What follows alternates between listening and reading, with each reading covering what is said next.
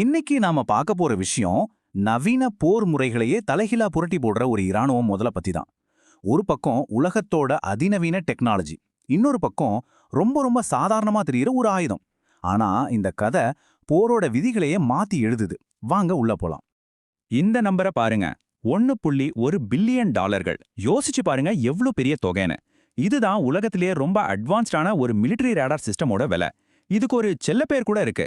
மத்திய கிழக்குல அமெரிக்காவோட கண். கத்தார்ல இருக்கிற அல் உதைத் ஏர்பேஸ்ல இருந்த இந்த ரேடார் கிட்டத்தட்ட 5000 கிலோமீட்டர் தூரத்துல இருந்து வர்ற எந்த ஒரு மிசைல் தாக்குதலையும் முன்கூட்டியே கண்டுபிடிச்சு சொல்லிரும். இது அமெரிக்காவோட ஒரு மிகப்பெரிய பலமா இருந்துச்சு. இப்போ நீங்க யோசிக்கலாம், இவ்ளோ பவர்ஃபுல்லான, இவ்ளோ காஸ்ட்லியான ஒரு சிஸ்டமை எப்படிங்க செயல் இழக்க வைக்க முடியும்? ஒரு நாட்டோட பாதுகாப்பையே உறுதி பண்ற ஒரு டெக்னாலஜிய எப்படி முடக்க முடியும்? இதுதான் இப்போ நம்ம முன்னாடி இருக்கிற மில்லியன் டாலர் கேள்வி, இல்ல பில்லியன் டாலர் கேள்வி. பதில் இதோ இதுதான். பார்க்க ஆச்சரியமா இருக்குல்ல? ஒரு பில்லியன் டாலர் சிஸ்டமை காலி பண்ண அவங்க யூஸ் பண்ணது இந்த சிம்பிளான ஒரு வழி தாக்குதல் ட்ரோன் தான். இதோட பேரு ஷாஹெட். விலை எவ்வளவு தெரியுமா?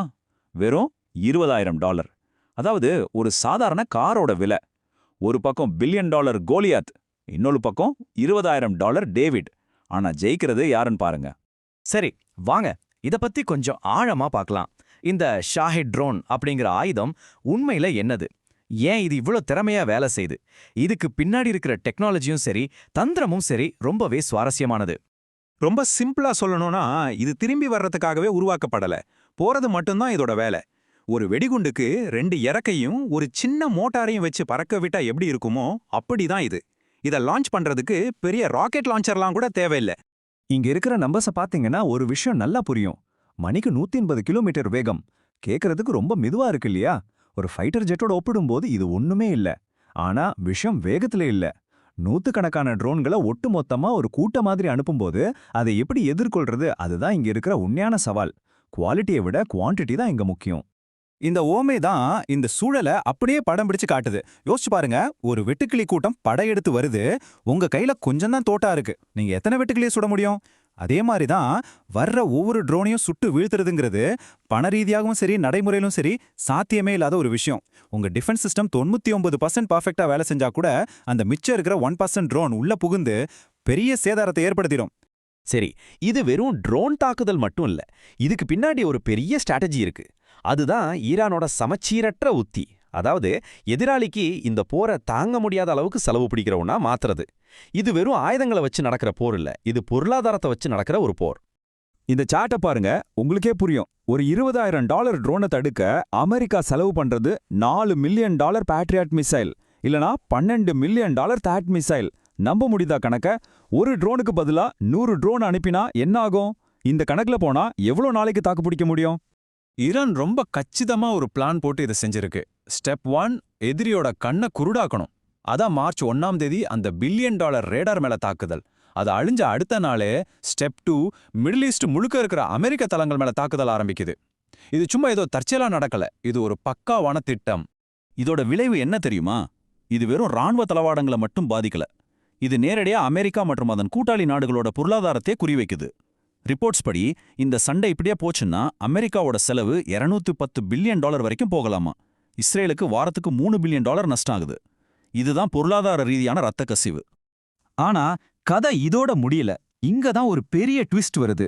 சமீபத்துல நடந்த சில சம்பவங்கள் ஈரான் தன்னோட கடைசி அஸ்திரமான அணு ஆயுதத்தை கையில் எடுக்க போகுதோங்கிற ஒரு பயத்தை உண்டாக்குது. இது மட்டும் நடந்துச்சுன்னா இந்த மோதலோட போக்கே மாறிடும், ரொம்ப ரொம்ப ஆபத்தான கட்டத்துக்கு போயிடும். முதல்ல பார்க்க இது ஒரு சாதாரண நிலநடுக்கம் மாதிரி தான் தெரியும். ஆனா அதோட ஆழம் பூமிக்கடியில 10 கிலோமீட்டர். அது நடந்த இடம் ஈரானோட ரகசிய அணுசக்தி தளங்கள் இருக்கிற இடத்துக்கு பக்கத்துல. இந்த 2 விஷயமும் தான் உலக பார்வையாளர்களுக்கு பெரிய சந்தேகத்தை கிளப்புச்சு. ஏன்னா அணு ஆயுத சோதனைகள் பெரும்பாலும் இப்படிதான் பூமிக்கடியில ரொம்ப ஆழத்துல நடத்தப்படும். வாங்க இந்த நிகழ்வுகளை ஒன்னா கோர்த்து பார்க்கலாம். மார்ச் 1ஆம் தேதி அமெரிக்காவோட ரேடார் அழிக்கப்படுது. அடுத்த நாளே மார்ச் 2ஆம் தேதி அமெரிக்க தளங்கள் மேல தாக்குதல் ஆரம்பிக்குது.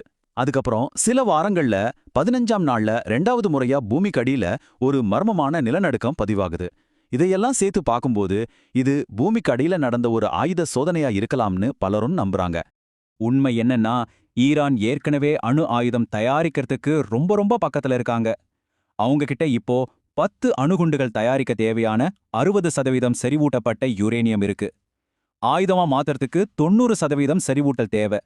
அந்த கடைசி ஸ்டெப் தான் இப்ப இருக்கிற ஒரே தடை. இதுல 2 பக்கம் இருக்கு.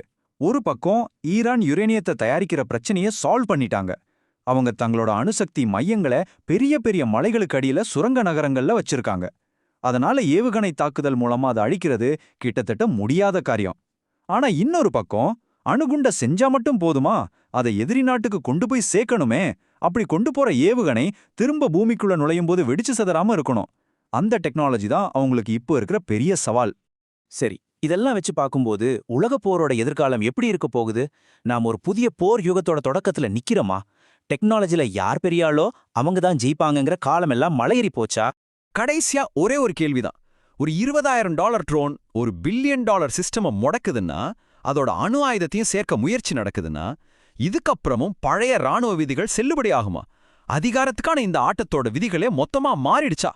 இத பத்தி நீங்க என்ன நினைக்கிறீங்கன்னு யோசிச்சு பாருங்க.